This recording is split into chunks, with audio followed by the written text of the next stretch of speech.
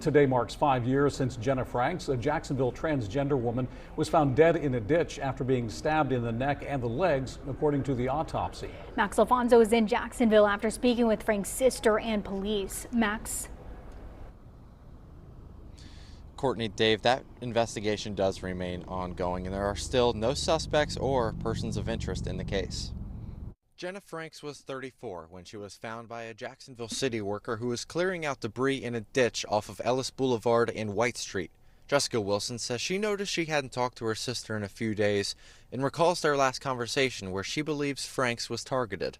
She said, "Jesse, if anything ever happens to me," she said, "just know that it wasn't an accident. I didn't commit suicide and I didn't overdose." Wilson says that she believes her sister's sexuality plays a role in this case. She had no past, no background, and she wasn't, in transition and stuff like that. They would be on top of it. The only time you hear about my sister's case is every year when y'all do a story.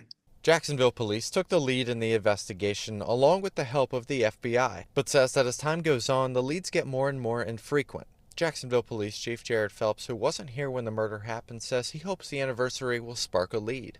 Last year was the last time we got a good lead that we ran through and went all the way through the exhaust all those leads. So again, hopefully somebody can come forward today to give us a little bit more information. When the body was found, it wasn't announced publicly that it was a homicide investigation, but Phelps says that was always the case.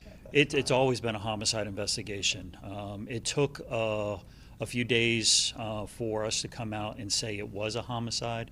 That's because of the level of decomposition and the medical examiner having to go all the way up to Greenville.